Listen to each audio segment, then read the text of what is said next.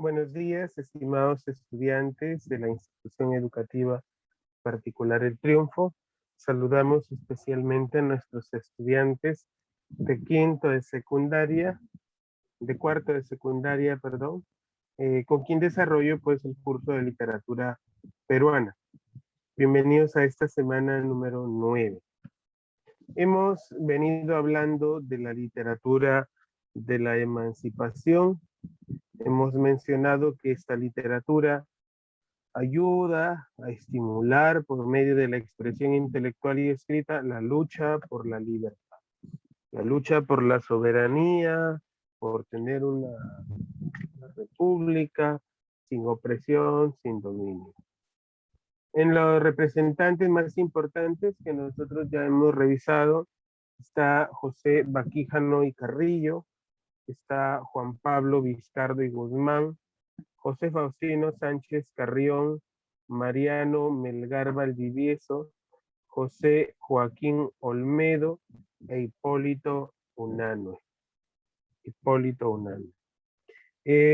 Sobre Mariano Melgar, nosotros ya hemos finalizado la explicación de las obras literarias de ellos, ¿no?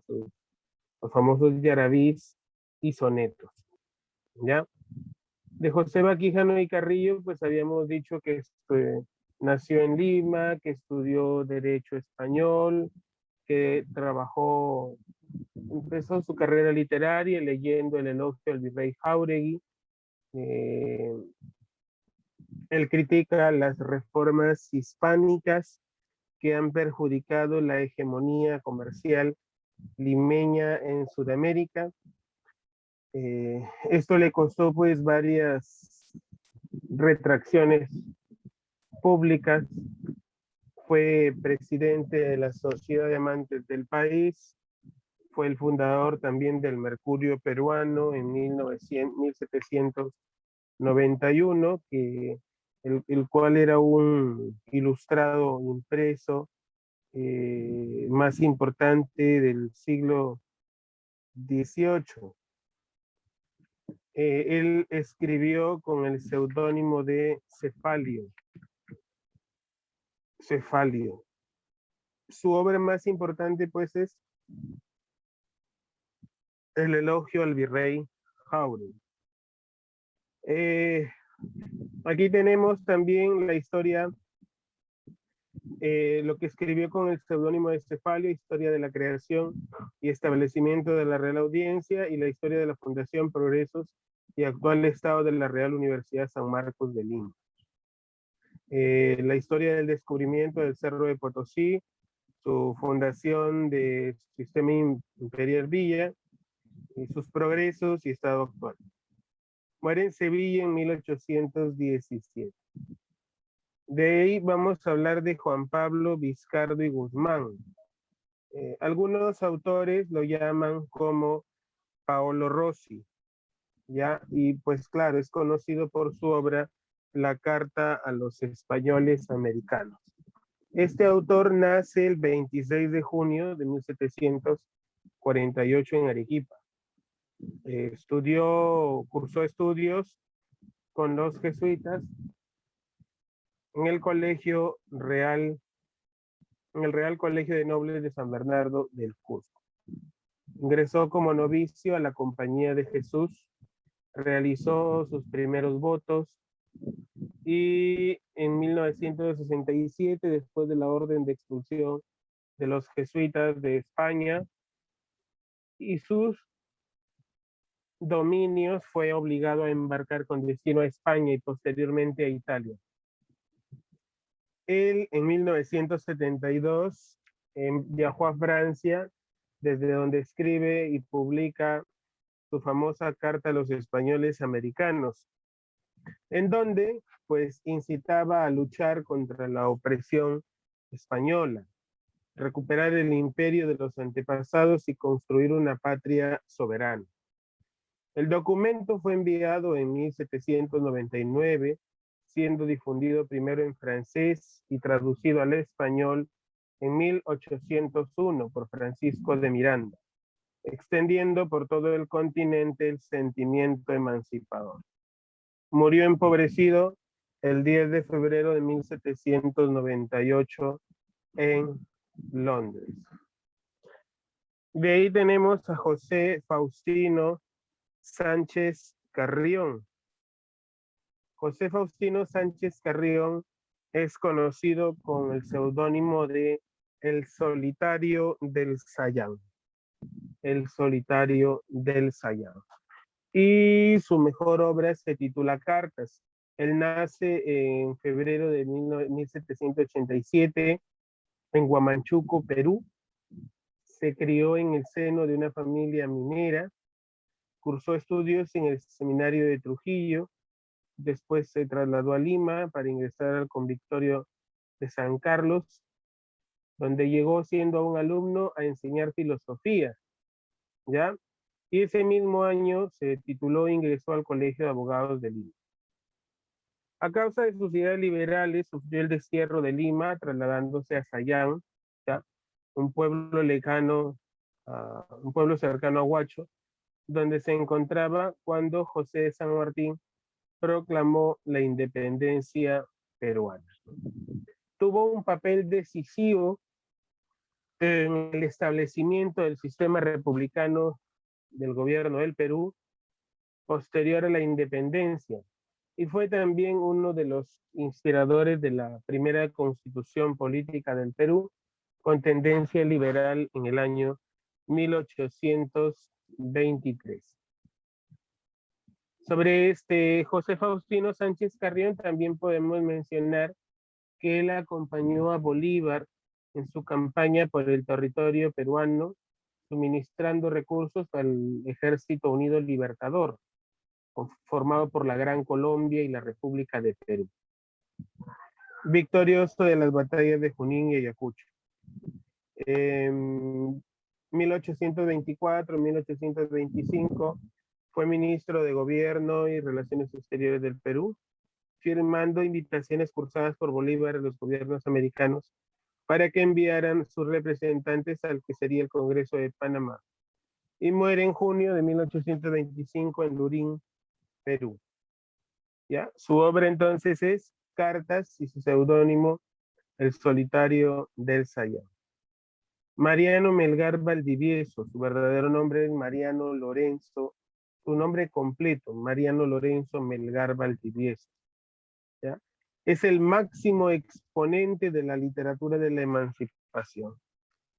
En 1790 nace y después de haber hecho sus primeros estudios en la escuela que funcionaba el convento de San Francisco de Arequipa, él ingresa pues al seminario de San Jerónimo para estudiar teología.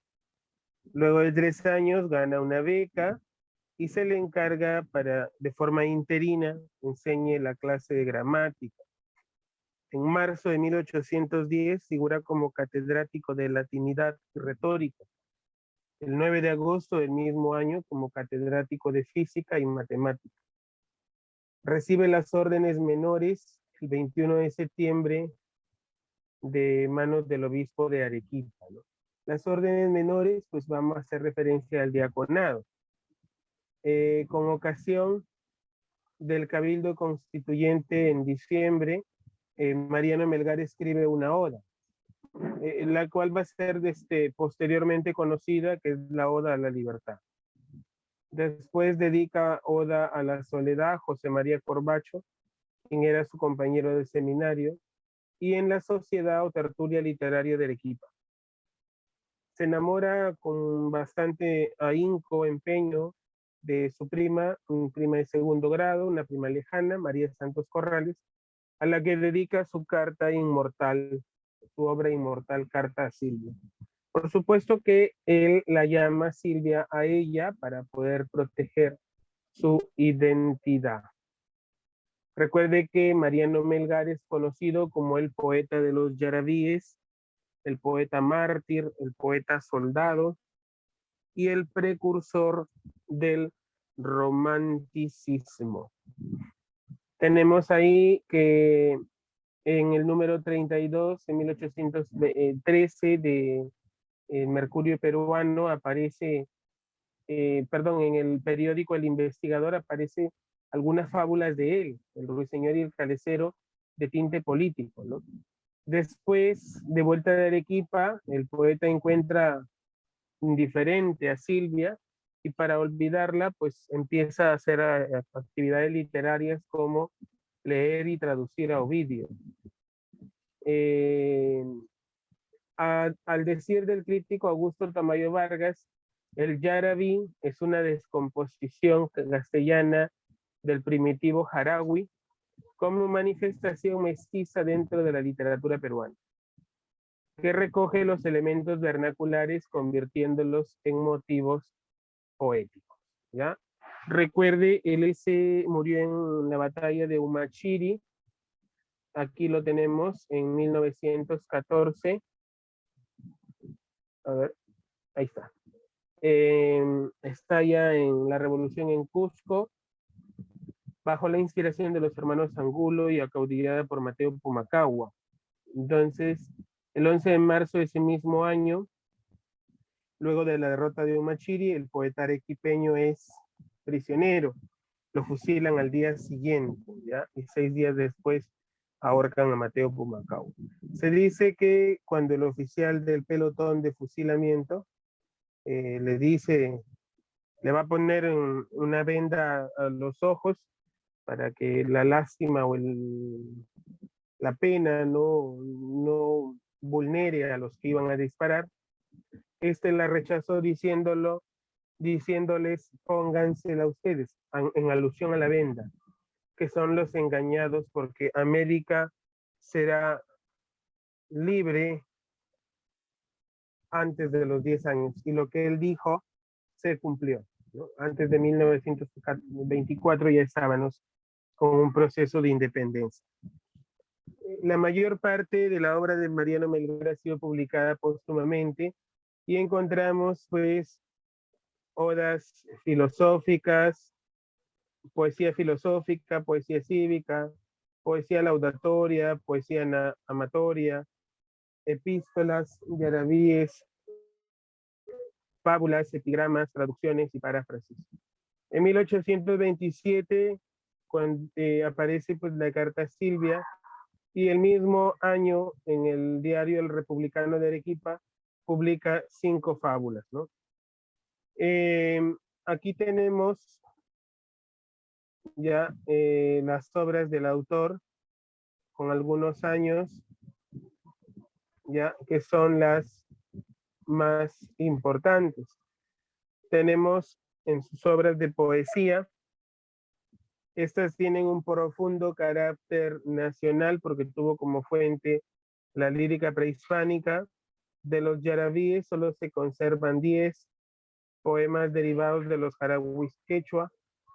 Ahí se manifiesta el amor, el dolor, hay un tono tierno, amoroso, melancólico. En poesía tiene las 5 odas: a la libertad, al conde de la vista florida, al sueño, a Silvia y a la mujer. El arte de olvidar se tradujo con el título de Remedios de Amor de Ovidio, ¿no? Tiene 10 fábulas, pero las más importantes son El cantero y el asno, Las abejas, Las cotorras y el zorro, Las aves domésticas y El asno cornudo. También hay otras que han sido de diversas épocas, ¿no? El ruiseñor y el calecero, que lo hice mención en la exposición, donde él publica en el diario El Investigador de Lima, Los gatos y murciélagos, que aparecen en el diario El Republicano de Arequipa, El Sol, también que aparece en el diario La Bolsa de Arequipa, y La ballena y el lobo, que es la última fábula descubierta en un manuscrito anónimo del autor. Entonces, para finalizar sobre Mariano Melgar, tenemos que tener en cuenta lo siguiente. Es el máximo exponente de la literatura de la emancipación. Es conocido como el poeta de los yaravíes, el poeta mártir, el poeta soldado y el precursor del romanticismo. Muere muy joven, a los 25 años, en la batalla de Humachiri. Sus musas, María Santos Corrales, su prima, a quien la llamó Silvia, y Melissa, a quien la llamó con el nombre de Manuelita Paredes. También falta hablar de Hipólito Unanue, quien es el máximo exponente del mercurio peruano, el cual publica observaciones sobre el clima de Lima, y José Joaquín Olmedo, quien escribe la Oda a la batalla de Junín y el canto a Bolívar. Con esta explicación damos por finalizado el tema de la literatura de la emancipación para continuar con el costumbrismo peruano. Muchas gracias.